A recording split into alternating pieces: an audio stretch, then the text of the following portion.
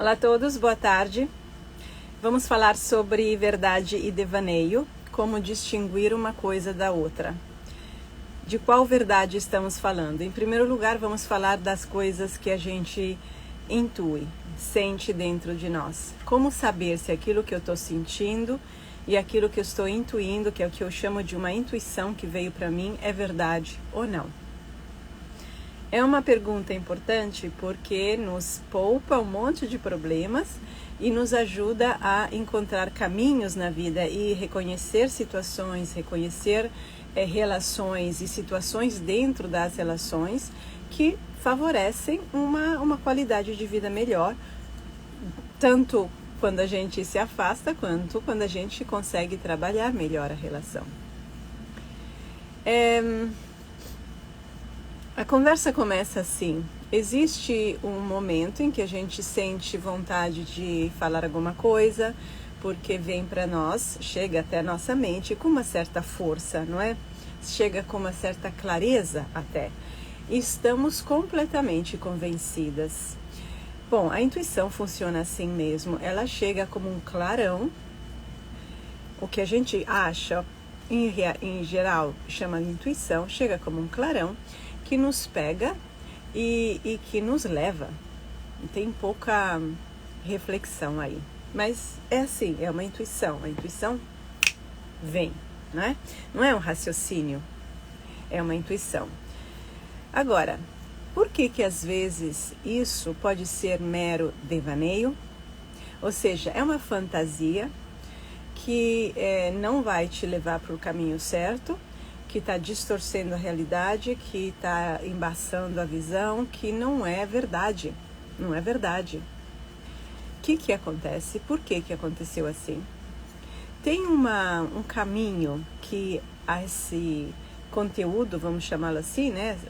O conteúdo da intuição, esse conteúdo faz para chegar até a tua consciência. Tem um caminho que vai para a tua consciência, da intuição. A intuição chega com uma mensagem, com uma, entre aspas, verdade, porque ela se apresenta como um conhecimento óbvio. É assim. Então, nessa trajetória entre o lugar de onde ela surge e o momento em que aflora para a tua consciência e se torna tão óbvia aos teus olhos, ela faz um caminho que não é uma espécie de túnel num vidro transparente e puro. Ela passa por todas as realidades internas que você tem.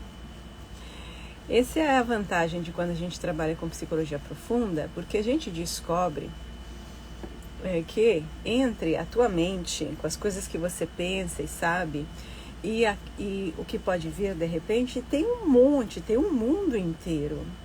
E esse mundo inteiro, ele tem sabor, tem gosto, tem interesses, tem problemas, tem traumas, tem medo, tem desejo, tem um negócio. Então a intuição, quando a intuição, ela vem de um lugar que traz um conteúdo realmente novo, que vai acrescentar de alguma forma. Mas, ela tem que passar por todo esse pequeno universo interno. 2, você pode ter, e é o que mais acontece, intuições, que você chama de intuições, que vêm de um desses lugares.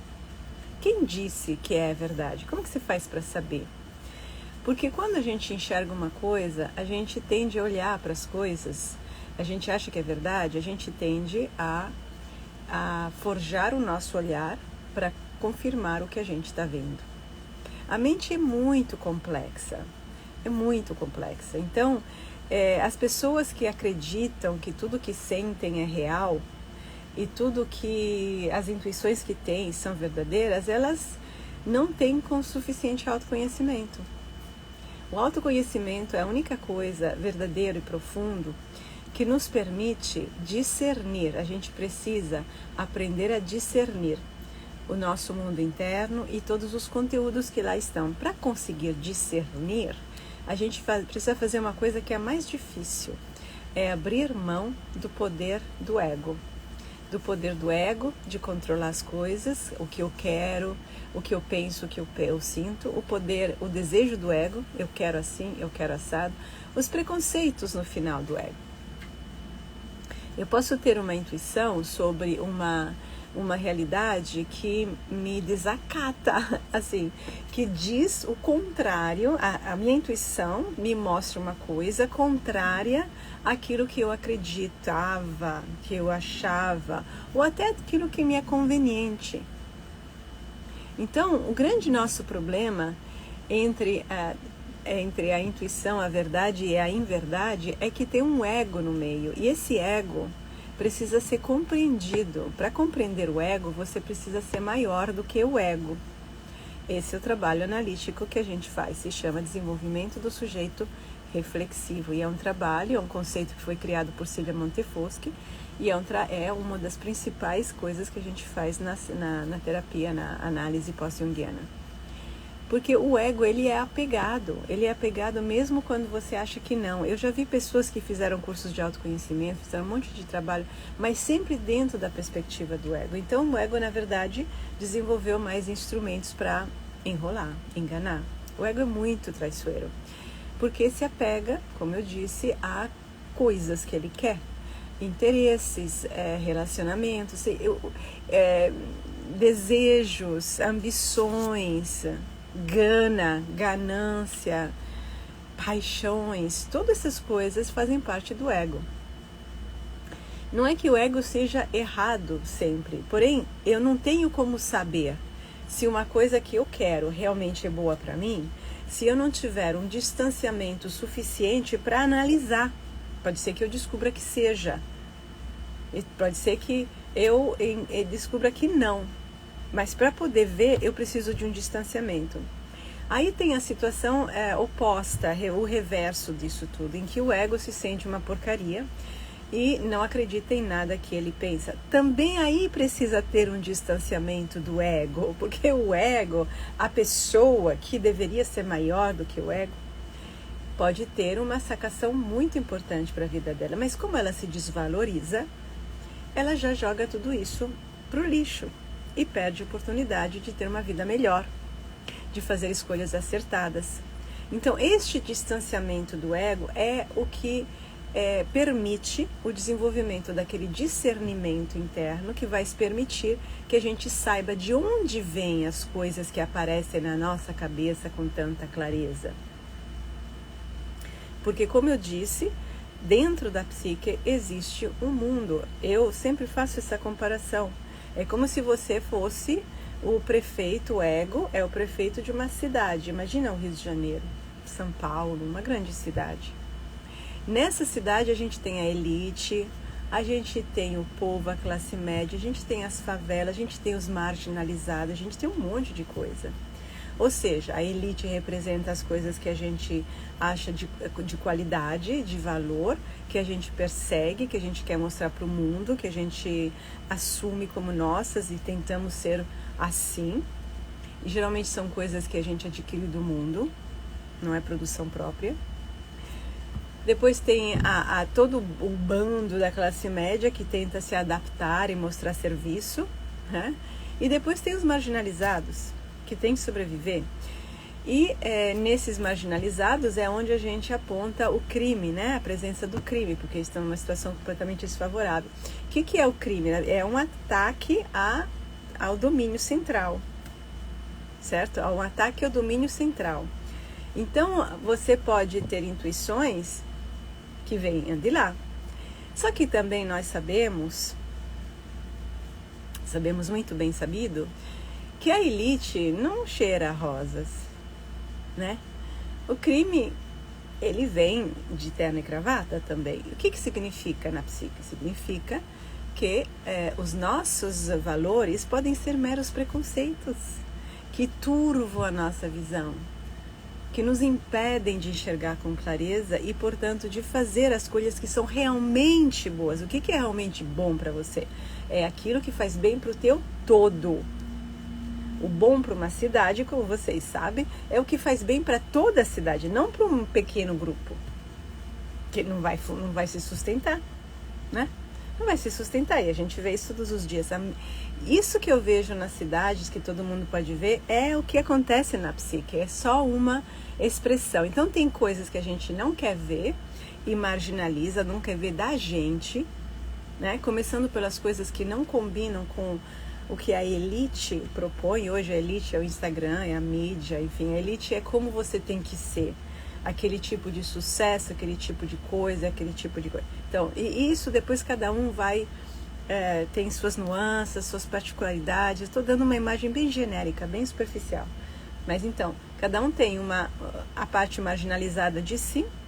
Talvez lá se encontra gênio, sei lá, né? Pode ter uma excelente ideia vindo de lá. E tem a elite. Então, em todos os lugares tem um jogo de interesse. Então, se o prefeito, o que ele deveria fazer? Ele deveria estar acima de qualquer jogo de interesse, apesar de que ele vem de algum desses lugares sociais, qualquer um, pode vir da elite, vamos imaginar por um mistério que ele venha lá da favela, ele vem da classe, não importa de onde ele vier. Ele tem que, o ideal é que ele esteja acima dos interesses, porque o interesse dele é o todo. Né? Ele estaria representando, em psicologia analítica, o complexo do rei. O rei governa para todo mundo, para o bem-estar do todo. Assim deveria ser com o ego. O ego governa para todo mundo, ou seja, governa para todas as nossas partes e as nossas verdades, que estão coerentes, organizadas internamente. Isso o trabalho analítico faz. Para o bem do todo. Se eu faço uma escolha que vai só vantajar uma parte minha e eu vou ter que pagar um preço alto, não é uma escolha boa, porque eu vou ter que pagar. Se não é amanhã, vai ser daqui a um ano, eu vou acabar pagando. Então, as intuições que a gente tem na cabeça, de onde elas vêm? Qual é o lugar social? Qual é o lugar psicológico que as origina? O que acontece é que conforme você for trabalhando na tua psique, fazendo um trabalho profundo de autoconhecimento, que precisa ser com outra pessoa, no começo, pelo menos, num bom pedaço do começo. Por quê? Porque, como eu falei, o ego é muito esperto.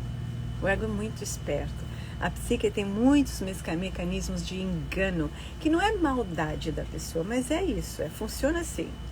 Então, precisa uma outra pessoa que já fez isso, para dar uma referência. Então, conforme a gente vai fazendo esse trabalho, essa cidade, que antes era caótica, acaba começando a se organizar. Então, o prefeito, que antes, na verdade, era totalmente partidário, corrupto, né? Fazia só interesse de um grupo, não estava nem aí com o resto, prejudicava um monte de outras pessoas, de outras partes de si. Esse prefeito começa a virar íntegro. Uau! Começa a ter um centro, e isso é o que Jung chama, praticamente, de conexão do ego, do eu com si mesmo, que é a raiz. Que é a raiz do prefeito, é o todo. Sem a todo, ele não existe, né? Então, para esse todo não adoecer, porque aqui a cabeça está só fazendo porcaria, a gente precisa ajustar a cabeça, né? E criar um eixo saudável. Para isso a gente tem que ficar bem maiores do que aquele prefeito era originariamente, porque tem que aprender a abarcar o todo, abraçar o todo. Quando você chega nesse lugar, você continua tendo as intuições, mas elas chegam de uma forma mais limpa, porque você fez o trabalho da despoluição. Então, quando uma pessoa me traz uma intuição, eu vou ouvi-la.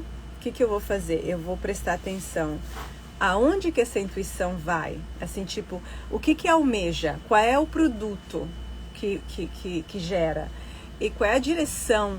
Para que direção? Para qual direção vai? E, sobretudo, eu vou ver de onde vem a fonte. Quem é essa pessoa? Quem é essa pessoa? O que ela fez? Né? Como que eu faço para saber se ela tem essa limpeza interna?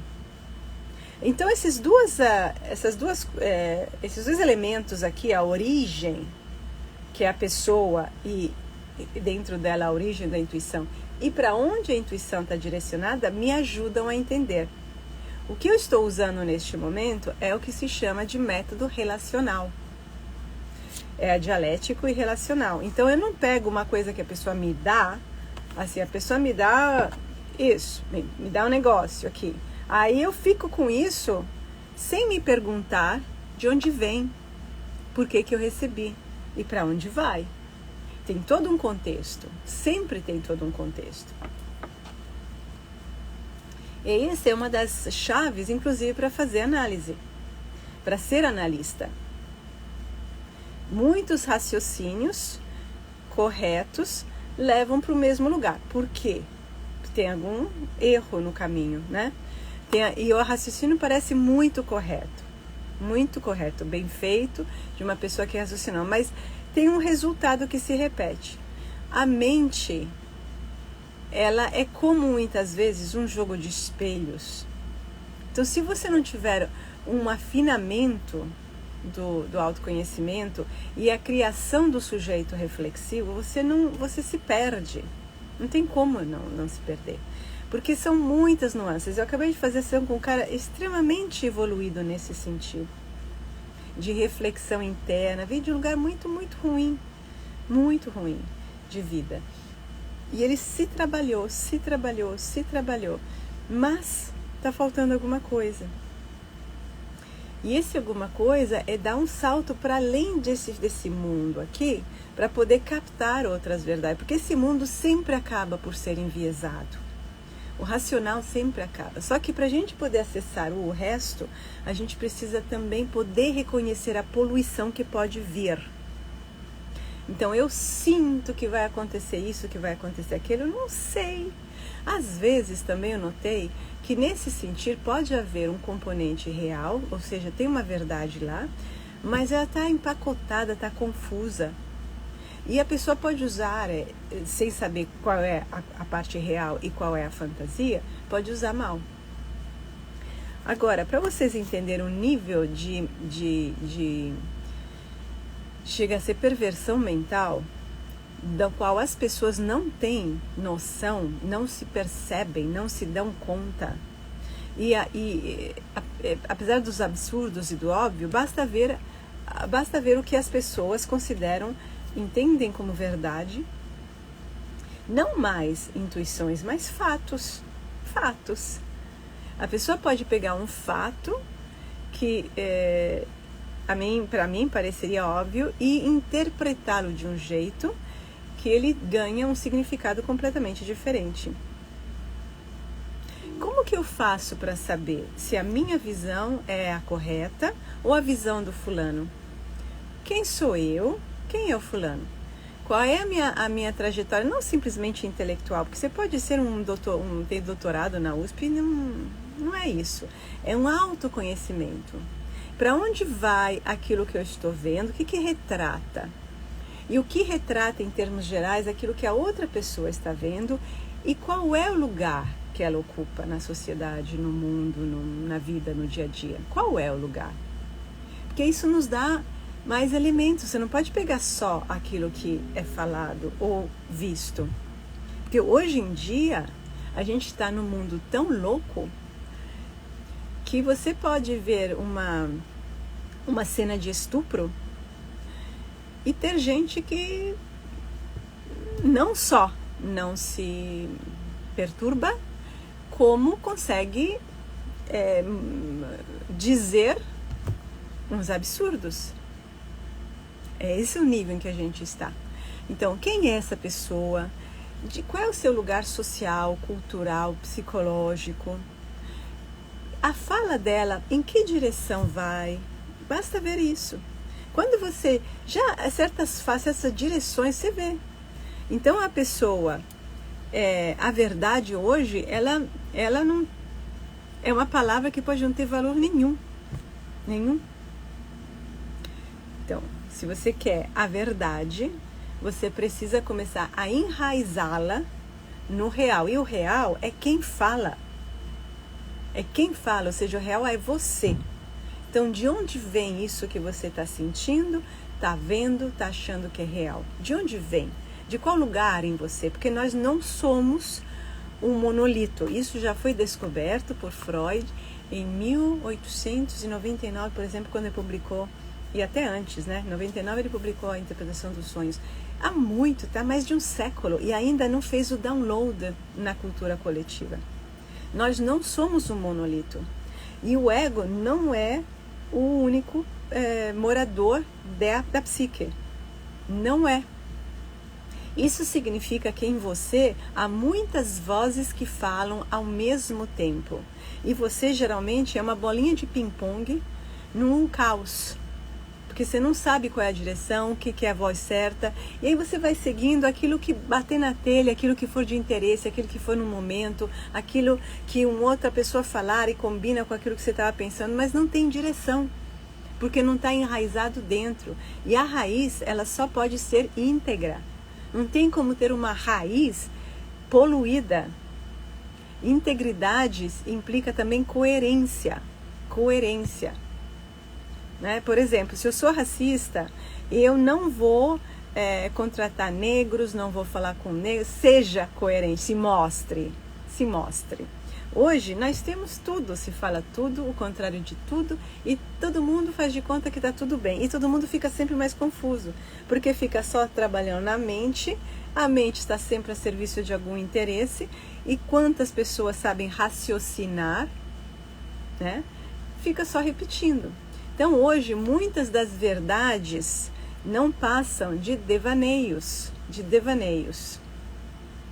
ou seja, de invenções da própria cabeça, que a pessoa não faz conscientemente, não é consciente, mas são como peidos de desejos internos, de mal-estares internos, de fantasias internas. São isso. Porque fazer a conexão com a verdade, ela tem consequências. A verdade tem consequências que as pessoas não querem arcar. Então é uma orgia de falações, de polêmicas e de sentir sem raiz. Então, a verdade e o devaneio se reconhecem quando se tem a capacidade de discernimento interior, né? Tem aquele externo também, que é o pensamento crítico. Também é raríssimo, mas tem o discernimento interior que a gente desenvolve no processo analítico da psicanálise pós-junguiana. É o conceito que representa isso, que é o conceito que Emmanuel Tefosky criou, se chama sujeito reflexivo. Para chegar nesse sujeito reflexivo, que é como a nova versão de um eu que está em condições de evoluir, de se individuar, precisa se desapegar do eu antigo, cheio de apegos, preconceitos, interesses, jogos de interesses. Eu espero ter contribuído. Se tiverem perguntas, se tiverem interesses de vários tipos, podem deixar escrito aqui e vou responder, ou vou fazer lives e a gente conversa. Tá bom? Uma boa tarde para vocês. Tchau, tchau.